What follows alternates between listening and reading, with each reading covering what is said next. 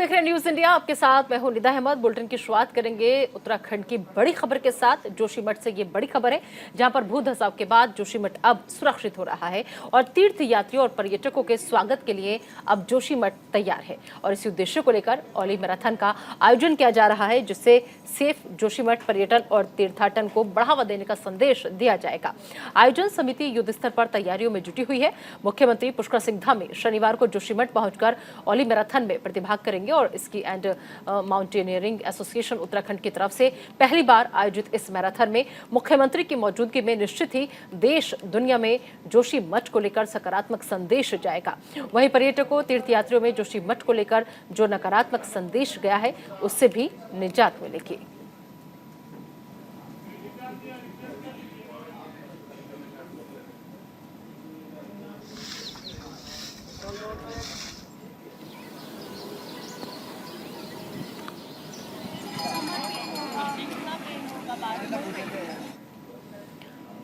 और इसी खबर पर ज्यादा बातचीत के लिए सीधा रुक करेंगे। हमारे सहयोगी संजय पुंडरी इस वक्त हमारे साथ जुड़ चुके हैं। संजय, ओली मैराथन का आयोजन किया जा रहा है, सीएम पुष्कर सिंह धामी भी इसमें शामिल होंगे।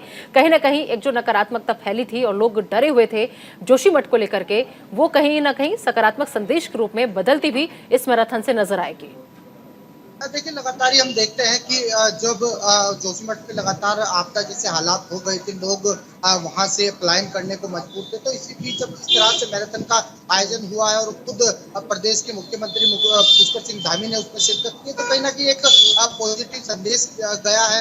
हालांकि इसको लेकर कई दिन पहले से ही यहाँ पर तैयारी चल रही थी, साफ सफाई चल रही थी और अब इस कार्यक्रम का आयोजन हो गया है। निदा, संजय, मुख्यमंत्री के साथ साथ और कौन कौन पहुंच सकता है? देखिए, इस कार्यक्रम की तैयारी कई दिनों पहले से ही चल रही थी और स्थानीय विधायक के साथ साथ जो स्थानीय नगर निगम के अधिकारी हैं, तमाम आसपास के कार्यकर्ता हैं, नेता हैं, वो इस कार्यक्रम में पहुंचने वाले हैं और इसी को लेकर जो तमाम तैयारियां हैं वो यहाँ पर पूरी हो गई है। निदा, जिस तरीके से ये पूरी आपदा आई थी संजय, तो क्या जो सड़क मार्ग था वो प्रभावित हुआ था? जगह जगह भू धसाव हमने देखा था, वो सब रास्ता पूरी तरीके से अब दुरुस्त कर लिया गया है?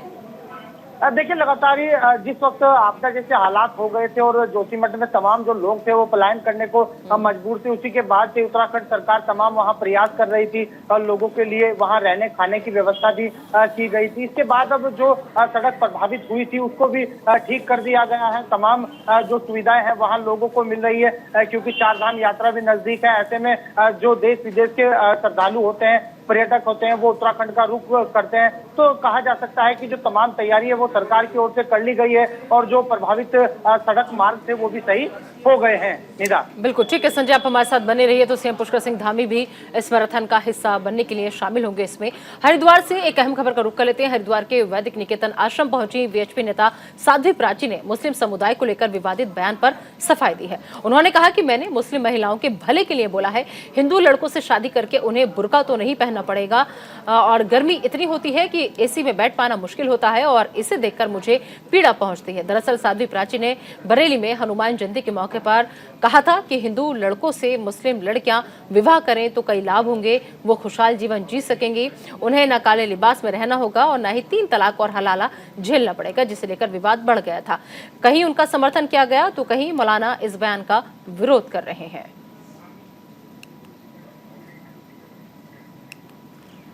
मैंने केवल जो कहा है वो मुस्लिम जो बहनें हैं वो बेचारी इतना टेम्परेचर 50 डिग्री सेल्सियस जिसमें हम लोग एसी में नहीं बैठ पाते, वो बेचारी काले लबादे में बंद होती है, उनकी ज़िंदगी नरक हो रही है। उधर सबसे बड़ी एक मुझे कई बार सुनकर के बड़ा दुख भी होता है, शर्म आती है कि जिस लड़के के साथ उसकी शादी होती है उसको हलाला जरूर करना पड़ेगा। अब वो चचेरा फुपेरा ममेरा कौन है उसको भी नहीं पता, उसका असली पति कौन है बेचारी का उसको भी नहीं पता। तो इसमें गलत क्या कहा भाई? हलाला से पीछा छूट जाएगा और काले लबादे से भी पीछा छूट जाएगा। इनके यहाँ तो मस्जिदों में भी एंट्री नहीं है ना, हमारे यहाँ तो सज धज करके भगवान जी की आरती उतारेंगी, स्वर्ग में उसकी ज़िंदगी बन जाएगी। इससे कोई सौहार्द नहीं बिगड़ेगा, बल्कि ये अच्छा होगा कि जो महिलाएं प्रताड़ित हैं, जो महिलाएं परेशान हैं, जो बेटियां परेशान हैं, वो हिंदू धर्म में आकर के अपने आप को भाग्यशाली समझती है। संजय लगातार हमारे साथ इस खबर पर बने हुए। संजय, खुला ऑफर साध्वी प्राची दे रही हैं कि हिंदू लड़कों से आप शादी कीजिए, आपकी सारी समस्याओं का समाधान हो जाएगा, लेकिन अब इस पर बवाल जमकर हो रहा है। देखिए निदा, लगातार ही अपने बयानों को लेकर साध्वी प्राची सुर्खियों में रहती है और एक बार फिर अपने विवादित बयान को लेकर चर्चाओं का विषय बनी हुई है, क्योंकि बीते दिनों से एक बयान उनका खूब वायरल हो रहा था। हालांकि आपको बता दें, बरेली में ये हनुमान जयंती के दौरान इन्होंने एक बयान दिया था और उस बयान में कहा था कि मुस्लिम लड़कियों को हिंदू धर्म में शादी करने का खुला ऑफर है। हालांकि ये किसी पार्टी से नहीं, हालांकि इनकी पर्सनल व्यक्तिगत इनकी एक सलाह थी मुस्लिम लड़कियों को, लेकिन कहीं ना कहीं हम देख रहे हैं कि जहां कई लोग समर्थन कर रहे हैं तो वहीं जो मौलाना है वो इनका विरोध कर रहे हैं। उस पर कहीं ना कहीं कई बयान भी अब सामने आ रहे हैं, क्योंकि हमने देखा है कि कल जिस तरह से ये हरिद्वार पहुंची थी और इन्होंने अपने बयान पर सफाई दी है। इन्होंने कहा है कि गर्मी का सीजन होता है, इस दौरान जो मुस्लिम लड़कियां होती है वो बुर्के में रहती है, काले लबादे में रहती है, कहीं ना कहीं टेम्परेचर भी ज्यादा होता है तो उन्हें गर्मी लगती होगी। उनकी पीड़ा को समझते हुए मेरा ये बयान है, इसको लेकर तमाम प्रतिक्रियाएं भी आ रही है। निदा, लेकिन संजय, सोशल मीडिया पर भी जमकर ये बयान जो है वो वायरल हो रहा है। ऐसे में कुछ लोग ऐसे भी हैं जो ये भी कह रहे हैं कि साध्वी प्राची को पहले अपने हिंदू धर्म में देखना चाहिए कि वहां पर कैसे आज भी बहुत सी महिलाएं ऐसी हैं जो लंबे लंबे घूंघट के साथ दिन भर गर्मी के महीने में भी रहती हैं, घर का सारा कामकाज भी करती हैं, तो उन्हें भी तो गर्मी लगती होगी। तो सबसे पहले घूंघट अपने धर्म की औरतों को नहीं उतरवाना चाहिए। लगातार ही हम आपको बता दें, सभी धर्मों में अपने अपने रहने से, अपने अपने शादी करने से या अपने अपने रिवाज से रहने का अधिकार है। ऐसे में अगर कोई बयान देता है तो वो निंदनीय है लगातार, क्योंकि हमने भी इनसे पूछा है तो इनका भी कहना है कि मुझे पीड़ा होती है जब मुस्लिम लड़कियां बुर्के में रहती है, गर्मी के सीजन में रहती है। तो साफ तौर पर अब जिस तरह से हम देख रहे हैं कि विपक्ष भी इन पर लगातार हमलावर है, हालांकि चुनाव नजदीक है और जिस तरह से विपक्ष का लगातार कहना है कि इन्हें बयानबाजी करके मीडिया की सुर्खियां बटोरने की आदत है, तो कहीं ना कहीं हम देखते हैं कि जब साध्वी प्राची पहुंचती है तो कहीं ना कहीं कोई ऐसा बयान देती है जिससे चर्चाओं का विषय बन जाता है। निदा, बिल्कुल, लेकिन ऐसे बयान चर्चा का विषय तब और ज्यादा बन जाते हैं संजय, जब बिना किसी आधी अधूरी जानकारी के हम कुछ भी किसी भी धर्म के बारे में कह जाते हैं। क्योंकि साध्वी प्राची को इतना जरूर पढ़ लिख लेना चाहिए था कि अगर हलाला होता है तो किस कंडीशन में होता है, या फिर हलाला का मतलब क्या है। किसी भी लड़की का विवाह या शादी मुस्लिम समुदाय में हलाला करके नहीं होती। चलिए, बहुत बहुत शुक्रिया। और अब बात करते हैं आगे लक्सर तहसील की। लक्सर तहसील सभागार में उप जिलाधिकारी गोपाल राम बिनवाल ने अमीनों और लेखपालों के साथ बैठक की और बैठक में गोपाल राम बिनवाल ने ग्रामीणों के दस्तावेज समय से पहले ही उन्हें बनाकर जारी करने के निर्देश दिए। उन्होंने साफ तौर पर चेतावनी दी कि अगर किसी ने भी अपने काम में लापरवाही की तो उसके खिलाफ कार्रवाई की जाएगी। तहसील में प्रमाण पत्रों के निस्तारण के संबंध में अमीनों को और लेखपालों को डायरेक्शन दिए गए हैं। वर्तमान में एडमिशन की प्रक्रियाएं चल रही हैं, बहुत सारे फार्म बच्चों के द्वारा भरे जाते हैं, तो इनको निर्देशित किया गया है कि प्रमाण पत्रों का निस्तारण यथासमय हो, इसमें किसी प्रकार का विलंब न किया जाए और कोई भी व्यक्ति प्रभावित न हो। इसके साथ साथ अवैध खनन के संबंध में भी सभी अमीनों को लेखपालों को निर्देशित करा गया है। टीम बनाई गई है कि क्षेत्र में किसी भी प्रकार का कोई अवैध अधिक खनन ना हो, और यदि कोई इस प्रकार का अवैध खनन पाया जाता तो उनके विरुद्ध कार्रवाई करें और रात्रि में भी टीम गश्त करे। अगली खबर हरिद्वार के लक्सर से। लक्सर में लोक निर्माण विभाग राष्ट्रीय राजमार्ग देहरादून के द्वारा लगभग 24 करोड़ की लागत से बनाया गया पुल आज शो पीस बनकर खड़ा हुआ है। ग्रामीण आज भी अपनी जान जोखिम में डालकर सोलानी नदी को पार करने के लिए मजबूर हैं। 27 फरवरी 2021 को पुल का निर्माण शुरू किया गया था। पुल तो बनाकर के तैयार कर दिया गया, लेकिन पुल को जोड़ने वाले संपर्क मार्ग नहीं बनाए गए। शिकायतकर्ता अश्वनी चौधरी ने कहा कि उन्होंने इसकी शिकायत लक्सर उप जिला अधिकारी से लेकर उत्तराखंड के मुख्यमंत्री धामी तक कर दी, लेकिन आज तक कोई समाधान नहीं हुआ और पुल का संपर्क मार्ग नहीं बना।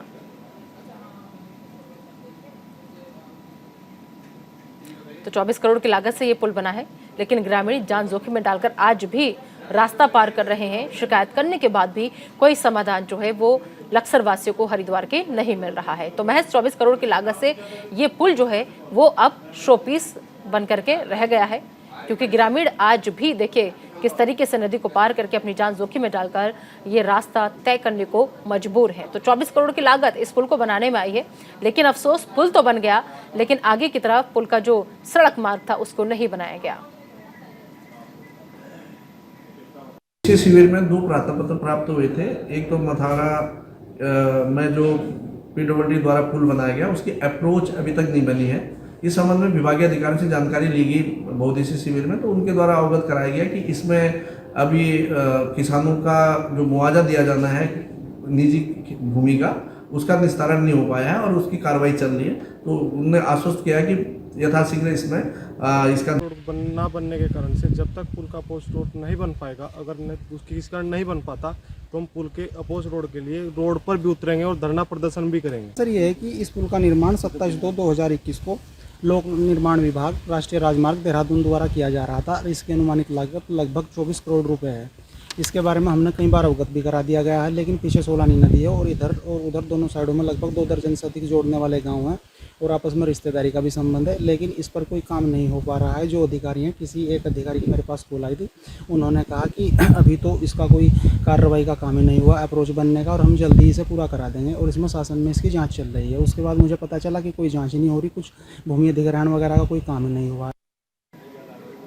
प्रदेश में अवैध मजारों और सरकारी भूमि पर अतिक्रमण पर मुख्यमंत्री पुष्कर सिंह धामी ने कहा कि वन विभाग, राज्य सिंचाई, पीडब्ल्यूडी की सरकारी जमीनों पर अगर अवैध तरीके से अतिक्रमण किया होगा तो उसको अतिक्रमणकारी खुद हटा लें या फिर सरकार उसको हटवाएगी।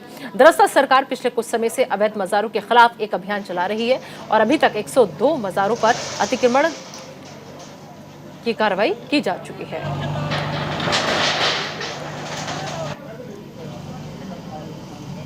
तो सीएम धामी ने अतिक्रमणकारियों को चेतावनी दी है, अतिक्रमण खुद हटा ले वरना सरकार इस सबको हटा देगी। तो अवैध मजार के मामले कई दिनों से चर्चा का विषय बने हुए हैं उत्तराखंड में, और अब अवैध मजारों पर सीएम धामी के तेवर जो है वो सख्त नजर आ रहे हैं। सीएम धामी ने अतिक्रमणकारियों को चेतावनी दी है कि आप या तो अतिक्रमण खुद हटा लें वरना सरकार इस सबको हटा देगी। कानून को मानने वाले लोग हैं, कानून पर विश्वास करने वाले लोग हैं। जो भी अतिक्रमण है, हमने उनसे कहा है अतिक्रमण करवाने के पीछे जो लोग भी हैं वो स्वतः ही अपना अतिक्रमण हटा लें, उस पर पीछे हट जाए, अन्यथा सरकार उस पर सख्ती से काम करेगी। क्योंकि हमारा तुष्टीकरण करने का उद्देश्य नहीं है, हम किसी के खिलाफ नहीं है, लेकिन ये जबरदस्ती जो अतिक्रमण है, कब्जेबाजी है, इसको हम निश्चित रूप से चाहे जिस स्तर पर भी होगा, चाहे वो वन विभाग पर होगा, पीडब्ल्यूडी पर होगा, राजस्व विभाग की जमीन पर होगा, सिंचाई विभाग की जमीन पर होगा, जहाँ पर भी अतिक्रमण होगा उस अतिक्रमण को हमने कहा है कि स्वतः ही हटा ले। ये जिहाद, लैंड जिहाद किसी तरह से भी उत्तराखंड के अंदर नहीं चलेगा। इधर हरिद्वार के जमालपुर कला गांव में गांव-गांव चलो घर घर चलो अभियान शुरू किया गया है और पूर्व केंद्रीय मंत्री और हरिद्वार सांसद रमेश पोखरियाल निशंक ने इस अभियान की शुरुआत की है और उन्होंने घर घर जाकर जन कल्याणकारी योजनाओं वाले पत्र ग्रामीणों को बांटे। और इस दौरान सांसद निशंक ने कहा कि इस अभियान की शुरुआत भारतीय जनता पार्टी ने की है और पीएम मोदी की अगुवाई में देश निरंतर तरक्की कर रहा है।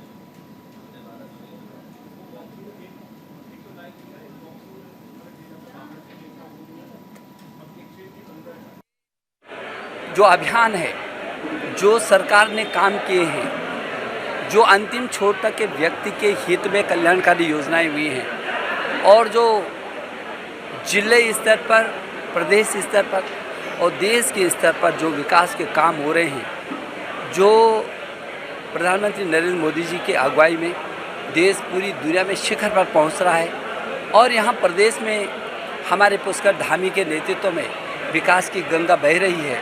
हमारा कार्यकर्ता इन सब कामों को लेकर के घर घर जाएगा, व्यक्ति व्यक्ति तक पहुंचेगा और उसको भारतीय जनता पार्टी के इन विकास कार्यों से न केवल अवगत कराएगा बल्कि कमल के फूल को भी उसके हाथ में पकड़ाएगा।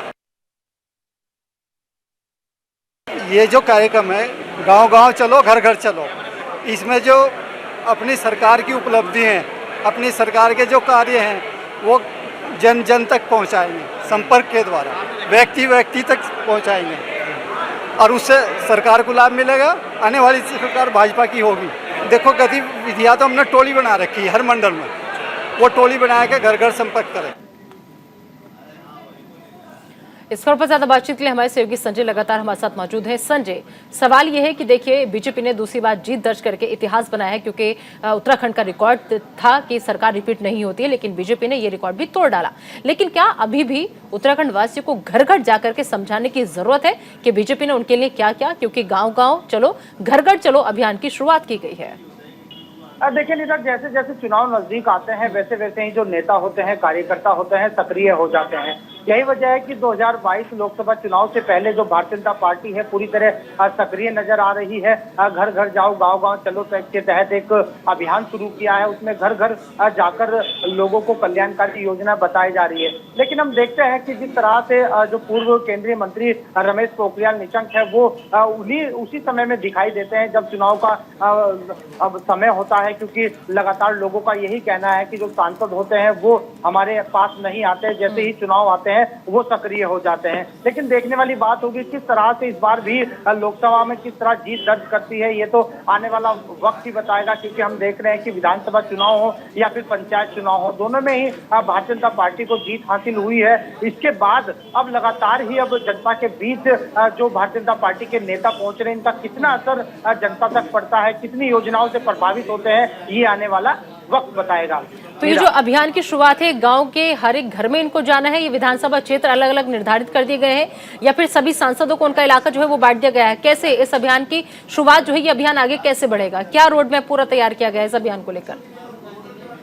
लगातार हम देखते हैं कि जब जो हरिद्वार के सांसद रमेश पोखरियाल है वो लगातार ही बैठक कर रहे हैं और बैठक में बूथ को मजबूत करने की बात कह रहे हैं। हालांकि इसको लेकर लगातार ही भारतीय जनता पार्टी के नेता और कार्यकर्ता टोलियों बना रहे हैं। टोलियों के माध्यम से गांव-गांव जा रहे हैं, ब्लॉक स्तर पर जा रहे हैं, अलग अलग टीम के माध्यम से इन्होंने रोड मैप तैयार किया है। इस रोड मैप का कितना असर पड़ता है, किस तरह से जनता तक योजनाएं पहुंचा पाते हैं, किस तरह उन्हें प्रभावित करते हैं, ये लोकसभा चुनाव में साफ हो पाएगा। लेकिन अपनी तैयारी शुरू कर दी है। बिल्कुल ठीक है संजय, आप बने रहिए हमारे साथ। तो लगातार इस अभियान को आगे बढ़ाने की कोशिश में बीजेपी उत्तराखंड में लगी हुई है। हरिद्वार से एक और अहम खबर, हरिद्वार में स्नान करने आए गंगा में 6 युवक जो थे वो डूब रहे। श्रद्धालु की पुलिस ने जान बचा ली और वहीं गंगा में डूबने से एक श्रद्धालु की मौत हो गई। पुलिस ने शव को फिलहाल कब्जे में लेकर पोस्टमार्टम के लिए भेज दिया है। फिलहाल पुलिस मामले की जांच कर रही है। तो गंगा में डूबने से एक श्रद्धालु की मौत हुई है। तो हरिद्वार से यह अहम खबर, जहां पर आपको बता दें कि गंगा में डुबकी लगाने के दौरान ये हादसा हो गया। 6 श्रद्धालु जो थे वो गंगा में डूब गए।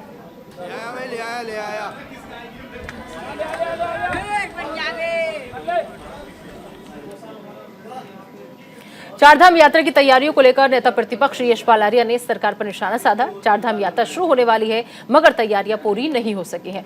हरिद्वार में जाम की स्थिति देखने को मिल रही है। फ्लाईओवर का काम जो है वो नहीं हो रहा। स्थानीय निवासियों को भी काफी परेशानियों का सामना करना पड़ रहा है। सरकार उदासीन नजर आ रही है, ये दुर्भाग्य की बात है। तो यात्रा को लेकर सरकार की तैयारियां पूरी नहीं है। नेता प्रतिपक्ष यशपाल का सरकार पर यह सीधा निशाना, जिसमें चारधाम यात्रा को लेकर उन्होंने कहा कि सरकार जो है वो गंभीर नहीं है। तो यात्रा को लेकर सरकार की तैयारियां पूरी नहीं है क्योंकि सरकार गंभीर नहीं है। तो नेता प्रतिपक्ष यशपाल ने सरकार पर यह निशाना साधा, जिसमें उन्होंने चारधाम यात्रा को लेकर कई सवाल किए। हाल देख रही हैं आप, क्या तैयारियां हैं, सरकार कितनी गंभीर है, प्रशासन किसमें कितना सचेत है, इसकी कोई वानगी है। अभी चारधाम यात्रा प्रारंभ होने जा रही है, लेकिन व्यवस्थाएं चाक चौबंद होनी चाहिए थी। आवाजाही में घंटों लग रहे हैं। जाम, पूरा शहर में जाम है। जो मुख्य सड़क है वहाँ जाम है। मुझे भी आने में काफ़ी समय लगा है। तो ये हालात बद से बदतर हो रहे हैं। जो फ्लाईओवर हैं उसके दोनों ओर दीवारें लगा दी गई हैं और जो आम आदमी है, शहर का भी आम आदमी है, उसको भी आवागमन में दुकान जाना है, दफ्तर जाना है, अपने काम से जाना है, बैंक जाना है, हॉस्पिटल जाना है, घंटों जाम में फंसे हुए हैं। तो सरकार निश्चित रूप से उदासीन है। और अगर सरकार एक तरफ चारधाम व्यवस्था की बात करती है, चाक चौबंद है कहती है, समीक्षाएं हो रही कहती है, उसकी वानगी यहाँ देखने को मिल रही है। बहुत बड़ा दुर्भाग्य है। हमने सरकार को सचेत करने का काम करना है। अगर सरकार नहीं मानेगी तो हम उपवास के माध्यम, धरने के माध्यम से, आंदोलन के माध्यम से अपनी बात को रखेंगे। इस खबर पर ज्यादा बातचीत के लिए सीधा रुक करेंगे हमारे सहयोगी संजय इस वक्त हमारे साथ जुड़े हुए हैं। संजय, एक तरफ चारधाम यात्रा को लेकर सरकार जो है वो पुख्ता तैयारियों की बात कह रही है कि पूरा जो उत्तराखंड है वो तैयार है, लेकिन वही विपक्ष जो है वो लगातार निशाना साध रहा है। आखिर जमीनी हकीकत क्या है? कितने तैयारी चारधाम यात्रा को लेकर आपको नजर आ रही है, या फिर ये आरोप जो है ये सही है या फिर निराधार है? देखिए, चारधाम यात्रा को दिव्य और भव्य बनाने के लिए लगातार ही मुख्यमंत्री पुष्कर सिंह धामी प्रयास कर रहे हैं। तमाम अधिकारियों को दिशा निर्देश दे रहे हैं कि 15 अप्रैल से पहले जो तैयारियां हैं वो पूरी कर लेनी चाहिए। लेकिन हम देखते हैं कि जहां एक और सरकार तैयारी में है तो वहीं विपक्ष लगातार सरकार को घेरने में लगा है, क्योंकि जाम की स्थिति बन जाती है। ऐसे में जो नेता प्रतिपक्ष यशपाल आर्य वो कल हरिद्वार पहुंचे थे और उन्होंने लगातार ही यहाँ की व्यवस्थाएं देखी और सरकार पर सवालिया निशान खड़े किए हैं। उनका यही कहना है कि ना तो पुल की मरम्मत हुई है, ना जाम के छुटकारा मिलेगा जनता को। हालांकि कई ऐसी व्यवस्थाएं, मूलभूत सुविधा पर्यटकों को कैसे सरकार दे पाएगी, क्योंकि हमें कहीं ऐसा नहीं नजर आ रहा है। यानी कहा जा सकता है कि सरकार को घेरने में लगा है। अगर हम जमीनी हकीकत की बात की जाए तो लगातार हम देख रहे हैं कि लगातार चारधाम यात्रा को लेकर सभी विभागों के अधिकारी पूरी तरह मुस्तैद है, समय समय पर निरीक्षण कर रहे हैं और जाम से निजात दिलाने के लिए लगातार अतिक्रमण हटाओ अभियान के तहत लोगों पर कार्रवाई भी की जा रही है। यानी कहा जा सकता है कि जिस तरह सरकार वायदे कर रही है, दावे कर रही है, वो कितने हकीकत होंगे ये आने वाला वक्त बताएगा, क्योंकि अब चारधाम यात्रा में शुरू होने में समय बहुत कम बचा है। निदा जी बिल्कुल ठीक है संजय, इस तमाम जानकारी के लिए आपका बहुत बहुत शुक्रिया। तो एक बार फिर से आपको बता दें कि सरकार को निशाने पर लिया गया है और सबसे बड़ी बात यह कि चारधाम यात्रा को लेकर सरकार अलग ही दावे पेश करती हुई नजर आ रही है, लेकिन विपक्ष लगातार हमलावर है। फिलहाल इस खास बुलेटिन में अभी के लिए इतना ही। आप दीजिए इजाजत, लेकिन बने रहिए न्यूज़ इंडिया के साथ।